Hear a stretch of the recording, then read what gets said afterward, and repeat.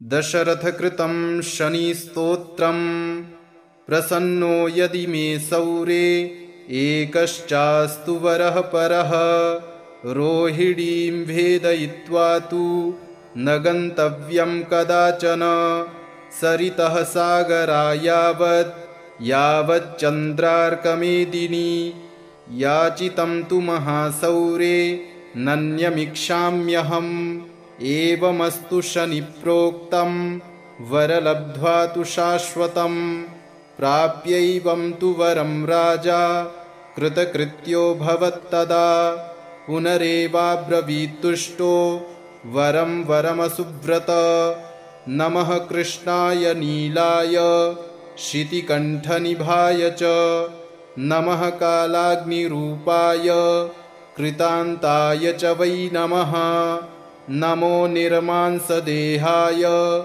दीर्घश्मश्रुजटाय च नमो विशालनेत्राय शुष्कोदरभयाकृते नमः पुष्कलगात्राय स्थूलरोम्डेऽथ वै नमः नमो दीर्घाय शुष्काय कालदंष्ट्र नमोऽस्तु ते नमस्ते कोटराक्षाय दुर्निरीक्ष्याय वै नमः नमो घोराय रौद्राय भीषणाय कपालिने नमस्ते सर्वभक्षाय बलीमुख नमोऽस्तु ते सूर्यपुत्र नमस्तेस्तु भास्करे भयदाय च अधोदृष्टेः नमस्तेस्तु संवर्तक नमोऽस्तु ते नमो मन्दगते तुभ्यं निस्त्रिंशाय नमोऽस्तु ते तपसा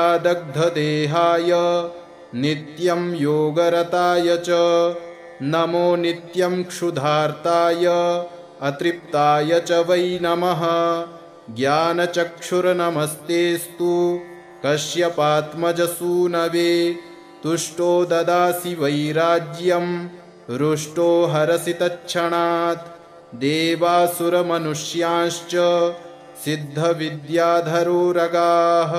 त्वया विलोकिताः सर्वे नाशं यान्ति समूलतः प्रसाद कुरु मे सौरे वरदो भव भास्करे एवं स्तुतस्तदा सौरिर्ग्रहराजो महाबलः प्रसन्नो यदि मे सौरे वरं देहि ममेप्सितम् अद्य प्रभृति पिङ्गाक्ष पीडा देया न कस्यचित् प्रसन्नो यदि मे सौरे एकश्चास्तु वरः परः रोहिणीं भेदयित्वा तु न गन्तव्यं कदाचन सरितः सागरा यावच्चन्द्रार्कमेदिनी याचितं तु महासौरे नन्यमिक्षाम्यहम् एवमस्तु शनिप्रोक्तं वरलब्ध्वा तु शाश्वतं प्राप्यैवं तु वरं राजा कृतकृत्यो भवत्तदा पुनरेवाब्रवीत्तुष्टो वरं वरमसुव्रत नमः कृष्णाय नीलाय शितिकण्ठनिभाय च नमः कालाग्निरूपाय कृतान्ताय च वै नमः नमो निर्मांसदेहाय दीर्घश्मश्रुजटाय च नमो विशालनेत्राय शुष्कोदरभयाकृते नमः पुष्कलगात्राय स्थूलरोम्डेऽथ वै नमः नमो दीर्घाय शुष्काय कालदंष्ट्र नमोऽस्तु ते नमस्ते कोटराक्षाय दुर्निरीक्ष्याय वै नमः नमो घोराय रौद्राय भीषणाय कपालिने नमस्ते सर्वभक्षाय बलीमुख नमोऽस्तु ते सूर्यपुत्र नमस्तेस्तु भास्करे भयदाय च अधोदृष्टेः नमस्तेस्तु संवर्तक नमोऽस्तु ते नमो मन्दगते तुभ्यं निस्त्रिंशाय नमोऽस्तु ते तपसा दग्धदेहाय नित्यं योगरताय च नमो नित्यं क्षुधार्ताय अतृप्ताय च वै नमः। ज्ञानचक्षुर्नमस्तेऽस्तु कश्यपात्मजसूनवे। तुष्टो ददासि वैराज्यं रुष्टो हरसि तत्क्षणात्। देवासुरमनुष्याश्च सिद्धविद्याधरोरगाः त्वया विलोकिताः सर्वे नाशं यान्ति समूलतः। प्रसाद कुरु मे सौरे वरदो भव भास्करे। एवं स्तुतस्तदा सौरिर्ग्रहराजो महाबलः। प्रसन्नो यदि मे सौरे वरं देहि ममेप्सितम्। अद्य प्रभृति पिङ्गाक्ष पीडा देया न कस्यचित्। प्रसन्नो यदि मे सौरे एकश्चास्तु वरः परः। रोहिणीं भेदयित्वा तु न गन्तव्यं कदाचन। सरितः सागरा यावच्चन्द्रार्कमेदिनी। याचितं तु महासौरे नन्यमिक्षाम्यहम्। एवमस्तु शनिप्रोक्तं वरलब्ध्वा तु शाश्वतम्। प्राप्यैवं तु वरं राजा कृतकृत्यो भवत्तदा। पुनरेवाब्रवीत्तुष्टो वरं वरमसुव्रत। नमः कृष्णाय नीलाय शितिकण्ठनिभाय च। नमः कालाग्निरूपाय कृतान्ताय च वै नमः। नमो निर्मांसदेहाय दीर्घश्मश्रुजटाय च। नमो विशालनेत्राय शुष्कोदरभयाकृते। नमः पुष्कलगात्राय स्थूलरोम्डेऽथ वै नमः। नमो दीर्घाय शुष्काय कालदंष्ट्र नमोऽस्तु ते। नमस्ते कोटराक्षाय दुर्निरीक्ष्याय वै नमः। नमो घोराय रौद्राय भीषणाय कपालिने। नमस्ते सर्वभक्षाय बलीमुख नमोऽस्तु ते। सूर्यपुत्र नमस्तेऽस्तु भास्करे भयदाय च। अधोदृष्टेः नमस्तेऽस्तु संवर्तक नमोऽस्तु ते। नमो मन्दगते तुभ्यं निस्त्रिंशाय नमोऽस्तु ते। तपसा दग्धदेहाय नित्यं योगरताय च।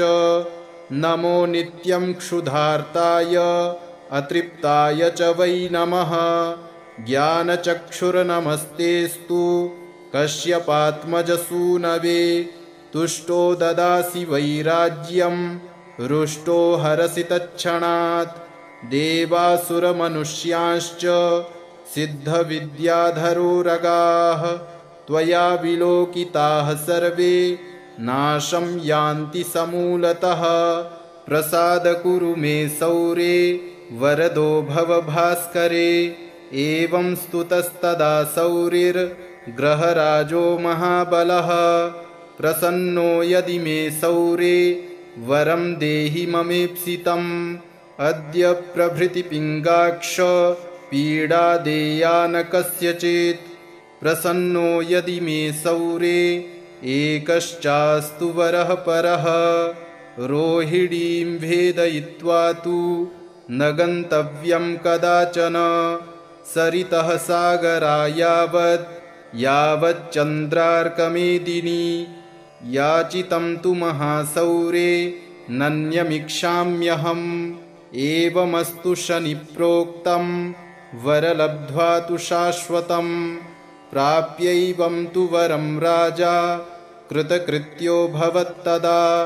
पुनरेवाब्रवीत्तुष्टो वरं वरमसुव्रत। नमः कृष्णाय नीलाय शितिकण्ठनिभाय च। नमः कालाग्निरूपाय कृतान्ताय च वै नमः। नमो निर्मांसदेहाय दीर्घश्मश्रुजटाय च। नमो विशालनेत्राय शुष्कोदरभयाकृते। नमः पुष्कलगात्राय स्थूलरोम्डेऽथ वै नमः। नमो दीर्घाय शुष्काय कालदंष्ट्र नमोऽस्तु ते। नमस्ते कोटराक्षाय दुर्निरीक्ष्याय वै नमः। नमो घोराय रौद्राय भीषणाय कपालिने। नमस्ते सर्वभक्षाय बलिमुख नमोऽस्तु ते। सूर्यपुत्र नमस्तेस्तु भास्करे भयदाय च। अधोदृष्टेः नमस्तेस्तु संवर्तक नमोऽस्तु ते। नमो मन्दगते तुभ्यं निस्त्रिंशाय नमोऽस्तु ते। तपसा दग्धदेहाय नित्यं योगरताय च। नमो नित्यं क्षुधार्ताय अतृप्ताय च वै नमः। ज्ञानचक्षुर्नमस्तेस्तु कश्यपात्मजसूनवे। तुष्टो ददासि वैराज्यं रुष्टो हरसि तत्क्षणात्। देवासुरमनुष्यांश्च सिद्धविद्याधरोरगाः त्वया विलोकिताः सर्वे नाशं यान्ति समूलतः। प्रसाद कुरु मे सौरे वरदो भव भास्करे। एवं स्तुतस्तदा सौरिर्ग्रहराजो महाबलः। प्रसन्नो यदि मे सौरे वरं देहि ममेप्सितम्। अद्य प्रभृति पिङ्गाक्ष पीडा देया न कस्यचित्। प्रसन्नो यदि मे सौरे एकश्चास्तु वरः परः। रोहिणीं भेदयित्वा तु न गन्तव्यं कदाचन।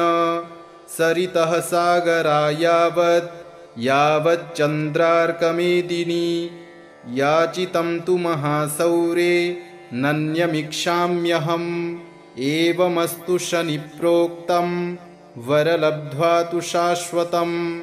प्राप्यैवं तु वरं राजा कृतकृत्यो भवत्तदा। पुनरेवाब्रवीत्तुष्टो वरं वरमसुव्रत। नमः कृष्णाय नीलाय शितिकण्ठनिभाय च। नमः कालाग्निरूपाय कृतान्ताय च वै नमः। नमो निर्मांसदेहाय दीर्घश्मश्रुजटाय च। नमो विशालनेत्राय शुष्कोदरभयाकृते। नमः पुष्कलगात्राय स्थूलरोम्डेऽथ वै नमः। नमो दीर्घाय शुष्काय कालदंष्ट्र नमोऽस्तु ते। नमस्ते कोटराक्षाय दुर्निरीक्ष्याय वै नमः। नमो घोराय रौद्राय भीषणाय कपालिने।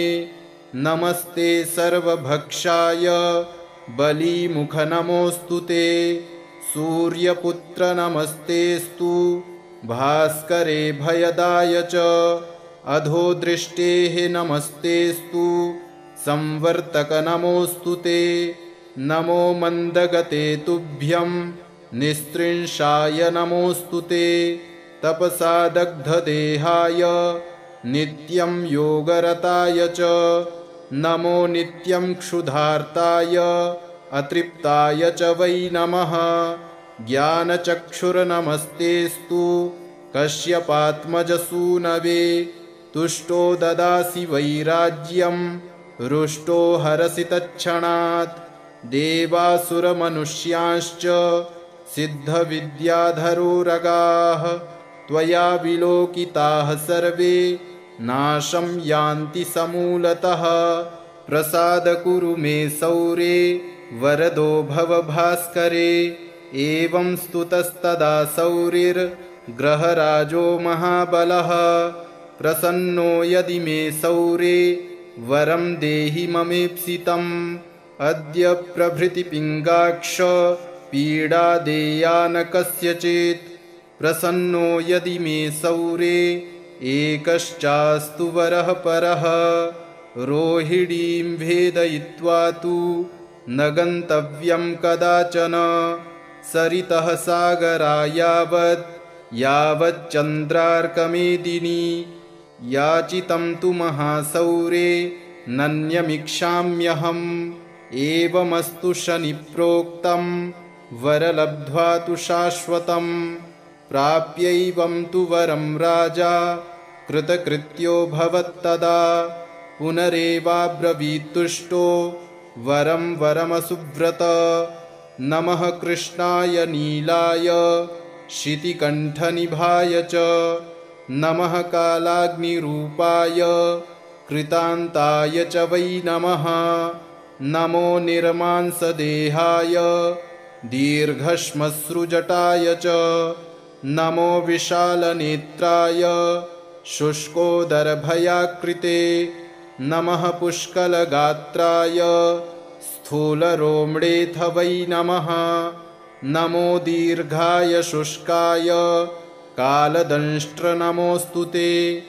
नमस्ते कोटराक्षाय दुर्निरीक्ष्याय वै नमः नमो घोराय रौद्राय भीषणाय कपालिने नमस्ते सर्वभक्षाय बलीमुखनमोऽस्तु ते सूर्यपुत्र नमस्तेस्तु भास्करे भयदाय च अधोदृष्टेः नमस्तेस्तु संवर्तक नमोऽस्तु ते नमो मन्दगते तुभ्यं निस्त्रिंशाय नमोऽस्तु ते तपसा दग्धदेहाय नित्यं योगरताय च नमो नित्यं क्षुधार्ताय अतृप्ताय च वै नमः ज्ञानचक्षुर्नमस्तेस्तु कश्यपात्मजसूनवे तुष्टो ददासि वैराज्यं रुष्टो हरसि तत्क्षणात्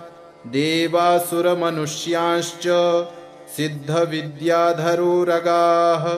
त्वया विलोकिताः सर्वे नाशं यान्ति समूलतः प्रसाद कुरु मे सौरे वरदो भव भास्करे एवं स्तुतस्तदा सौरिर्ग्रहराजो महाबलः प्रसन्नो यदि मे सौरे वरं देहि ममेप्सितम् अद्य प्रभृति पिङ्गाक्ष पीडा देया न कस्यचित् प्रसन्नो यदि मे सौरे एकश्चास्तु वरः परः रोहिणीं भेदयित्वा तु न गन्तव्यं कदाचन सरितः सागरा यावच्चन्द्रार्कमेदिनी याचितं तु महासौरे नन्यमिक्षाम्यहम् एवमस्तु शनिप्रोक्तं वरलब्ध्वा तु शाश्वतं प्राप्यैवं तु वरं राजा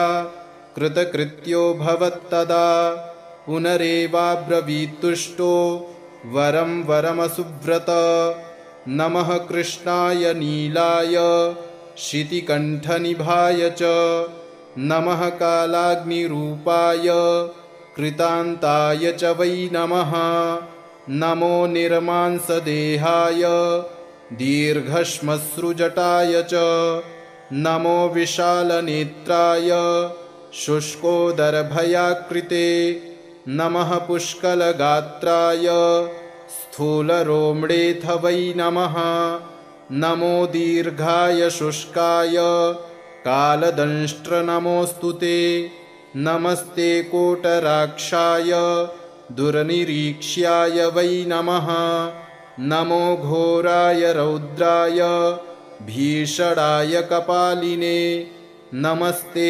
सर्वभक्षाय बलीमुखनमोऽस्तु ते सूर्यपुत्र नमस्तेस्तु भास्करे भयदाय च अधोदृष्टेः नमस्तेस्तु संवर्तक नमोऽस्तु ते नमो मन्दगते तुभ्यं निस्त्रिंशाय नमोऽस्तु ते तपसा दग्धदेहाय नित्यं योगरताय च नमो नित्यं क्षुधार्ताय अतृप्ताय च वै नमः ज्ञानचक्षुर्नमस्तेस्तु कश्यपात्मजसूनवे तुष्टो ददासि वैराज्यं रुष्टो हरसि तत्क्षणात् देवासुरमनुष्यांश्च सिद्धविद्याधरोरगाः त्वया विलोकिताः सर्वे नाशं यान्ति समूलतः। प्रसाद कुरु मे सौरे वरदो भव भास्करे। एवं स्तुतस्तदा सौरिर्ग्रहराजो महाबलः। प्रसन्नो यदि मे सौरे वरं देहि ममेप्सितम्। अद्य प्रभृति पिङ्गाक्ष पीडा देया न कस्यचित्। प्रसन्नो यदि मे सौरे एकश्चास्तु वरः परः। रोहिणीं भेदयित्वा तु न गन्तव्यं कदाचन। सरितः सागरा यावच्चन्द्रार्कमेदिनी। याचितं तु महासौरे नन्यमिक्षाम्यहम्। एवमस्तु शनिप्रोक्तं वरलब्ध्वा तु शाश्वतम्। प्राप्यैवं तु वरं राजा कृतकृत्यो भवत्तदा।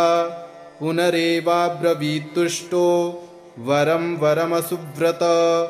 नमः कृष्णाय नीलाय शितिकण्ठनिभाय च।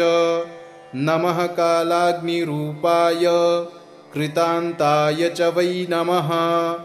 नमो निर्मांसदेहाय दीर्घश्मश्रुजटाय च। नमो विशालनेत्राय शुष्कोदरभयाकृते। नमः पुष्कलगात्राय स्थूलरोम्डेऽथ वै नमः। नमो दीर्घाय शुष्काय कालदंष्ट्र नमोऽस्तु ते। नमस्ते कोटराक्षाय दुर्निरीक्ष्याय वै नमः। नमो घोराय रौद्राय भीषणाय कपालिने। नमस्ते सर्वभक्षाय बलीमुख नमोऽस्तु ते। सूर्यपुत्र नमस्तेस्तु भास्करे भयदाय च। अधोदृष्टेः नमस्तेस्तु संवर्तक नमोऽस्तु ते। नमो मन्दगते तुभ्यं निस्त्रिंशाय नमोऽस्तु ते। तपसा दग्धदेहाय नित्यं योगरताय च। नमो नित्यं क्षुधार्ताय अतृप्ताय च वै नमः। ज्ञानचक्षुर्नमस्तेस्तु कश्यपात्मजसूनवे। तुष्टो ददासि वैराज्यं रुष्टो हरसि तत्क्षणात्।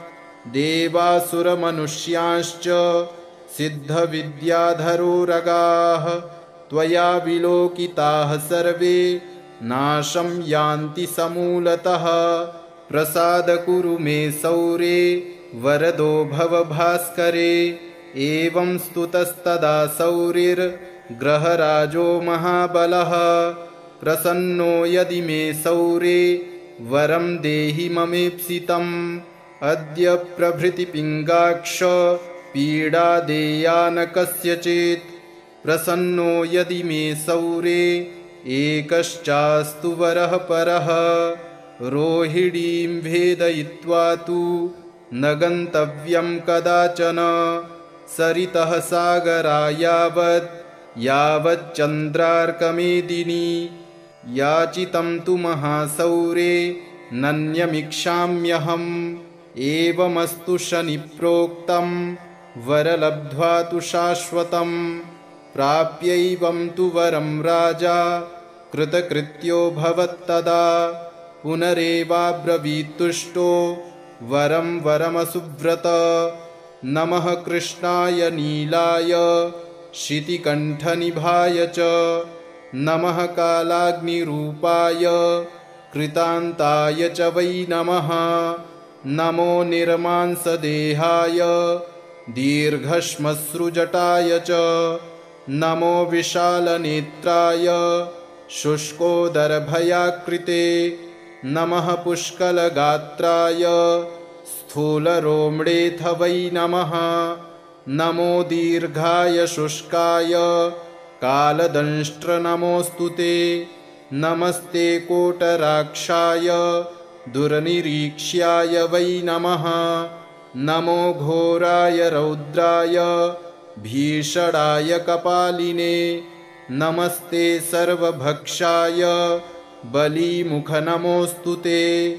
सूर्यपुत्र नमस्तेस्तु भास्करे भयदाय च अधोदृष्टेः नमस्तेस्तु संवर्तक नमोऽस्तु ते नमो मन्दगते तुभ्यं निस्त्रिंशाय नमोऽस्तु ते तपसा दग्धदेहाय नित्यं योगरताय च नमो नित्यं क्षुधार्ताय अतृप्ताय च वै नमः ज्ञानचक्षुर्नमस्तेस्तु कश्यपात्मजसूनवे तुष्टो ददासि वैराज्यं रुष्टो हरसि तत्क्षणात् देवासुरमनुष्यांश्च सिद्धविद्याधरोरगाः त्वया विलोकिताः सर्वे नाशं यान्ति समूलतः प्रसाद कुरु मे सौरे वरदो भव भास्करे एवं स्तुतस्तदा सौरिर्ग्रहराजो महाबलः प्रसन्नो यदि मे सौरे वरं देहि ममेप्सितम् अद्य प्रभृति पिङ्गाक्ष पीडा देया न कस्यचित् प्रसन्नो यदि मे सौरे एकश्चास्तु वरः परः रोहिणीं भेदयित्वा तु न गन्तव्यं कदाचन सरितः सागरा यावच्चन्द्रार्कमेदिनी याचितं तु महासौरे नन्यमिक्षाम्यहम् एवमस्तु शनिप्रोक्तं वरलब्ध्वा तु शाश्वतं प्राप्यैवं तु वरं राजा कृतकृत्यो भवत्तदा पुनरेवाब्रवीत्तुष्टो वरं वरमसुव्रत नमः कृष्णाय नीलाय शितिकण्ठनिभाय च नमः कालाग्निरूपाय कृतान्ताय च वै नमः नमो निर्मांसदेहाय दीर्घश्मश्रुजटाय च नमो विशालनेत्राय शुष्कोदरभयाकृते नमः पुष्कलगात्राय स्थूलरोम्णेऽथ वै नमः नमो दीर्घाय शुष्काय कालदंष्ट्र नमोऽस्तु ते नमस्ते कोटराक्षाय दुर्निरीक्ष्याय वै नमः नमो घोराय रौद्राय भीषणाय कपालिने नमस्ते सर्वभक्षाय बलीमुख नमोऽस्तु ते सूर्यपुत्र नमस्तेस्तु भास्करे भयदाय च अधोदृष्टेः नमस्तेस्तु संवर्तक नमोऽस्तु ते नमो मन्दगते तुभ्यं निस्त्रिंशाय नमोऽस्तु ते तपसा दग्धदेहाय नित्यं योगरताय च नमो नित्यं क्षुधार्ताय अतृप्ताय च वै नमः ज्ञानचक्षुर्नमस्तेस्तु कश्यपात्मजसूनवे तुष्टो ददासि वैराज्यं रुष्टो हरसि तत्क्षणात् देवासुरमनुष्यांश्च सिद्धविद्याधरोरगाः त्वया विलोकिताः सर्वे नाशं यान्ति समूलतः प्रसाद कुरु मे सौरे वरदो भव भास्करे एवं स्तुतस्तदा सौरिर्ग्रहराजो महाबलः प्रसन्नो यदि मे सौरे वरं देहि ममेप्सितम् अद्य प्रभृति पिङ्गाक्ष पीडा देया न कस्यचित् प्रसन्नो यदि मे सौरे एकश्चास्तु वरः परः रोहिणीं भेदयित्वा तु न गन्तव्यं कदाचन सरितः सागरा यावच्चन्द्रार्कमेदिनी याचितं तु महासौरे नन्यमिक्षाम्यहम् एवमस्तु शनिप्रोक्तं वरलब्ध्वा तु शाश्वतं प्राप्यैवं तु वरं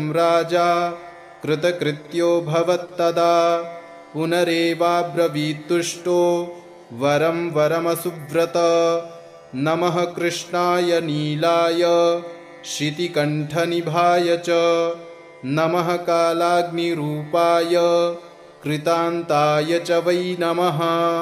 नमो निर्मांसदेहाय दीर्घश्मश्रुजटाय च। नमो विशालनेत्राय शुष्कोदरभयाकृते। नमः पुष्कलगात्राय स्थूलरोम्डेऽथ वै नमः।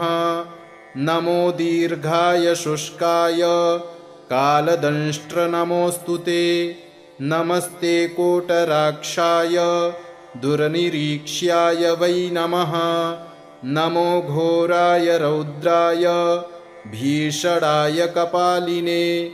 नमस्ते सर्वभक्षाय बलीमुख नमोऽस्तु ते। सूर्यपुत्र नमस्तेऽस्तु भास्करे भयदाय च। अधोदृष्टेः नमस्तेऽस्तु संवर्तक नमोऽस्तु ते। नमो मन्दगते तुभ्यं निस्त्रिंशाय नमोऽस्तु ते। तपसा दग्धदेहाय नित्यं योगरताय च। नमो नित्यं क्षुधार्ताय अतृप्ताय च वै नमः। ज्ञानचक्षुर्नमस्तेऽस्तु कश्यपात्मजसूनवे। तुष्टो ददासि वैराज्यं रुष्टो हरसि तत्क्षणात्। देवासुरमनुष्यांश्च सिद्धविद्याधरोरगाः त्वया विलोकिताः सर्वे नाशं यान्ति समूलतः। प्रसाद कुरु मे सौरे वरदो भव भास्करे। एवं स्तुतस्तदा सौरिर्ग्रहराजो महाबलः। प्रसन्नो यदि मे सौरे वरं देहि ममेप्सितम्। अद्य प्रभृति पिङ्गाक्ष पीडा देया न कस्यचित्। इति श्रीदशरथकृतं शनिस्तोत्रम् सम्पूर्णम्।